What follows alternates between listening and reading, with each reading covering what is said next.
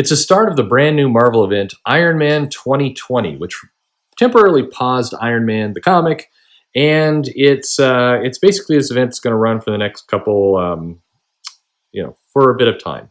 Anyway, it's pulling in a lot of different things, including Wolverine. I guess so. Anyway, it started. Let's take a look at it.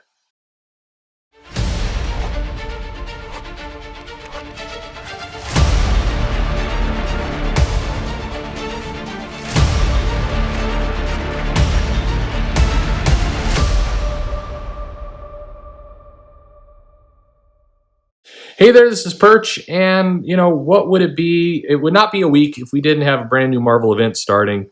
I'm sorry if that sounds, negative and overly. It's just it gets exhausting after a while of all these kind of events after events after events, and there's some cool stories in all this. I mean, the funny thing is, it's not like these are, there's some cool stuff in here. There's some interesting stories. It's just they're marketed and promoted so much like an event and an event and an event, and so it gets tiresome after a while. But anyway, this one held by Dan Slott, Christos Gage, artist Pete Woods doing both penciling and inking. All of you, how much I dislike that, but there's some good stuff in here. But you do definitely see how the art suffers a little bit when the one person's doing everything.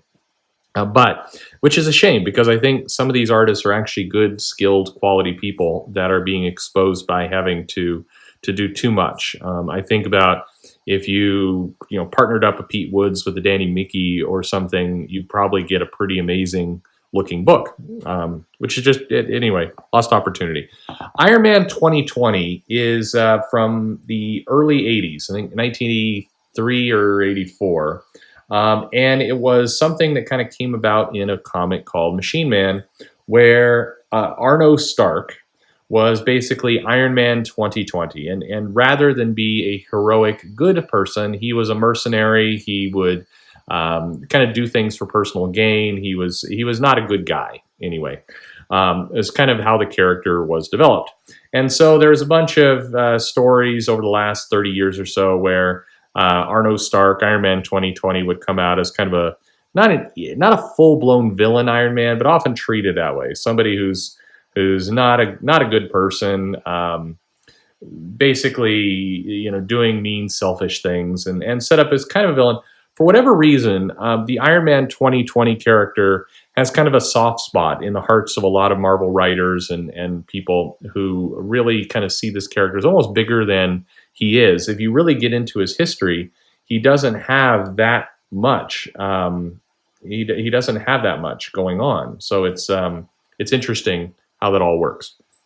Anyway, so Iron Man 2020. This is issue number 1. This is the series that interrupted the normal Iron Man comic, and we're getting right in with trying to kind of look at this new reality. And new reality is basically the Arno Stark, who is Tony's brother, sort of, but not really.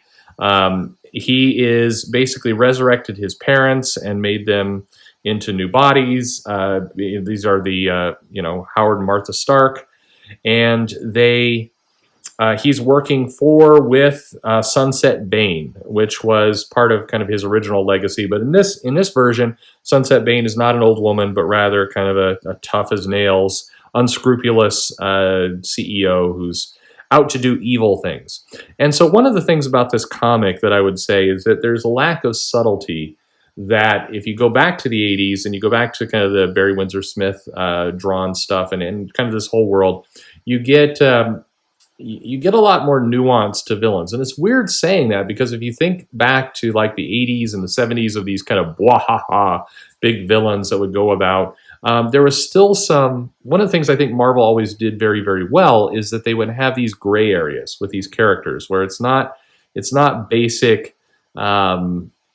It's not, the villains are acting in ways that are selfish or evil, but they're not doing so publicly, so obviously that even like the people would turn on them. I mean, unless they have a big mask on, they're Green Goblin. But if you think about Norman Osborn and Lex Luthor, I know that's a DC character, but if you think about how these villains were handled, they were handled with a lot more subtlety to their evil actions, where now we see big corporate interviews and stuff where if you kind of picture Sunset Bane doing the things that she's doing in this comic, or Arno Stark giving the kind of interviews that he's giving here, it would be like, nobody would be cheering this person on. It would be like the most villainous. I mean, picture Mark Zuckerberg, but way more evil. That's how these people, they do these interviews where Arno is being a colossal kind of arrogant prick, and the interviewer is like, "Well, that's word from Iron Man."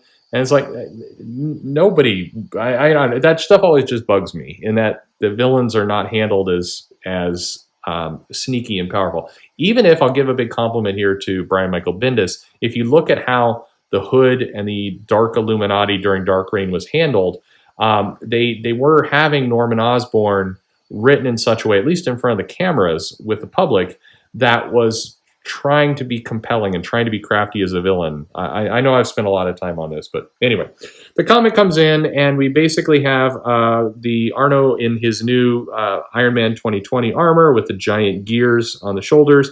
He is basically foreseeing a giant techno robotic threat coming. And it's not the Falnax. That'd be a really clever tie-in if they would do it, but it doesn't look like it's that. It's coming to Earth. It's going to cause real chaos. He's got to stop it. Meanwhile, there's this robot AI revolution where the artificial intelligence is revolting, and they are causing some troubles, and he's got to stop it and help put it down.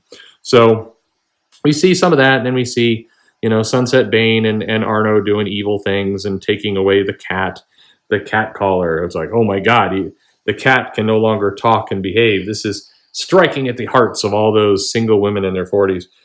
That's why I'm sorry.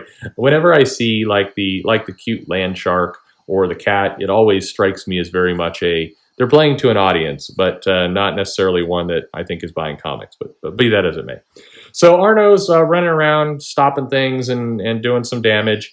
Meanwhile, we head back to the AI Army's home base. It's Machine Man. He's kind of the field general leading this stuff. He's partnered up with Machine Smith and Quasimodo and a bunch of kind of the figures who have been AI in the past. And they're basically showing how he's leading this kind of robot revolution. Meanwhile, Arno Stark's doing his best to stop the robot revolution. So we've got our conflict mode set up between the two of them.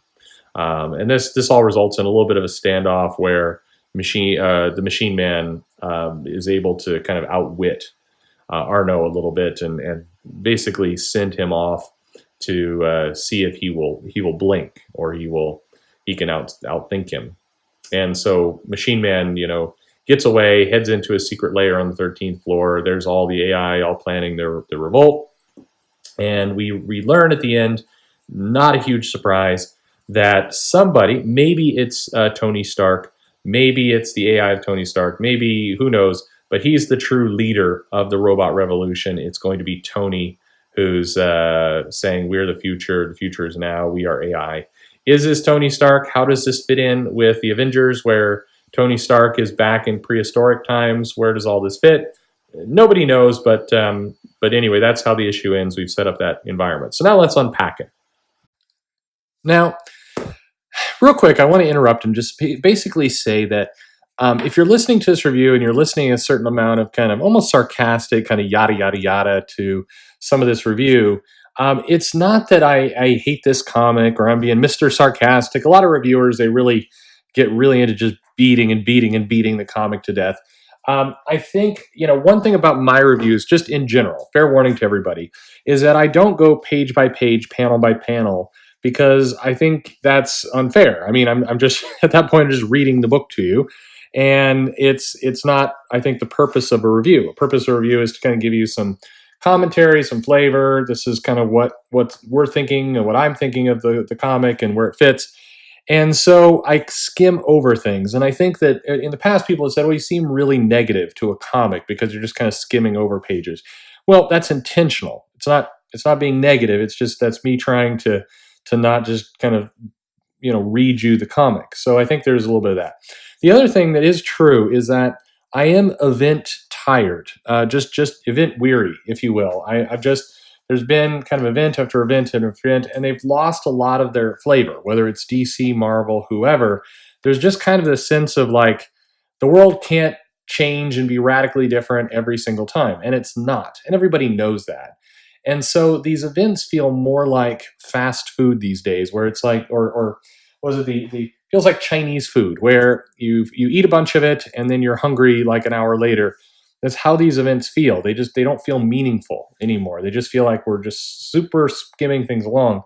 And we get to the end of this comic and we see kind of here are the things to go into. We got I Wolverine because we're going to do a a Wolverine tie-in to do that, and then we're going to have Machine Man and Force Works and Rescue and Ironheart, and it's like, I mean, at some point you're like, how many number ones do we have here in this one event? We got one, two, three, four, five, six, seven. It's just. And undoubtedly, we're going to either return to the regular Iron Man numbering at the end of this event, or we're going to get a new number one for that. And it's like, anyway, it gets to be kind of there's a lot of factors going against things like this that have nothing to do with the story, the creator, the artist, any of that. Just this kind of how comics have gone. So, the other thing I will say about Iron Man 2020 in particular is that we get the Arno Stark timeline toward the end. And this timeline is bananas just in terms of if you read through it all, it's like, it's right there. I am not. If you've heard my videos before, I'm not the person who goes, well, comics are too complicated. The continuity is hard. That's why we should erase everything. I don't believe that's true. The counterpoint to my argument is pages like this one, where it's like, Jesus, I mean, you just read through this and it's a bunch of just crazy nonsense. This is a dense history to try and lay out on the page. And between what Kieran Gillian did with Arno Stark and bringing him back, and then he's evil, and no, he's not, no, he's good, but no, he's really bad. It's just like, it's a lot where I think that most readers really at the end of the day, they just want to have a good old fashioned Iron Man story. They just want to have a good old, Iron Man fight some people. It's one of the reasons why Armor Wars, I think, was so successful is because it was very accessible. You got, some villains are using Iron Man technology. Iron Man's going to put on the suit and kick their butt. The end. And the adventure is there. I think that there's something like that missing. So what do I think about this event? Well, I mean, on some level, it's a little predictable what's going on in the sense that, we've got the machines and they're being led by Tony Stark. It's not a big surprise reveal, but it's not Tony Stark. It's the AI of Tony Stark. There's this whole uncomfortable fact that we're in this position because, Captain Marvel killed Tony. I mean, basically, downloaded his life into a new body. So at some point, we're going to have to get back to, human Tony Stark or be comfortable it's a clone of Tony Stark or who knows what we're going on. But we're going to have to get back to there at some point. The Tony's going to have to emerge from the coma that he's been in or, whatever from Civil War II and somehow kind of repair all this. I think Arno Stark as a character and Sunset Bane and just this stuff. I mean, I don't know. Again, we there seems to be, and the same problem that I see with Captain America a lot as well, is there seems to be a desire not to tell a good old Iron Man story, like Armor Wars, like some of the stuff that's been in the past. We've got to kind of reinvent him, whether it was Matt Fraction doing it, or Ken Gillian doing it, or Brian Michael Bendis doing it, and now Dan Slott doing it. There seems to be this kind of, it's really true in comics right now, where we have to kind of not tell a classic story, but tell a status quo changing story that doesn't actually change the status quo because we forget the status quo changing story and immediately revert back at the end of their storyline. So in terms of what we're going to get here, I mean, I think it's, we know what we're going to get. We're getting Arno versus Tony, robots versus sort of humans. And Arno's got the deep, dark secret that he's got the Stark parents, in clone bodies. So he's doing it himself. And what happens when the Stark seniors start to go crazy and join Tony's AI revolution? I mean, that they're clearly setting up that. So, I mean, this is supposed to be a high-tech story, but it doesn't feel like one of those stories that's going to be remembered. I do appreciate that we've got a street here that shows up in the comic that is named after Barry Windsor Smith. I appreciate that little touch. Thank you, Dan Slott, or whoever was responsible for that. Good. Windsor Smith Hospital. That's what we have, not a street. I think that's cool. Good for you. Remember the people who've done awesome things in the past. There you go. Um, what did you think of this comic? Did you like it? Are you excited about this event? Have you been waiting for Iron Man 2020? Leave me a comment below. Like, subscribe. Let me know your thoughts on this. And like I said, like, subscribe. Follow me on Twitter at Comic Perch. Ask me what you'd like to learn and hear about. And yeah, I mean, is this comic for you? I mean, if you love Iron Man, sure. If you want a nice little Iron Man style adventure, it's going to be kind of done in 3 months with some humans fighting robots. Then sure. It's not a I don't think this is a classic Iron Man story for the ages. Is it fun? It might be. I like Machine Man. Sure, we'll see. You might too. If you've been enjoying Iron Man, it's right in that same vein. If you have not been enjoying Dan Slott's Iron Man, then you're not going to enjoy this either. It's kind of that's where it's at. Anyway, thank you for listening and have a great day.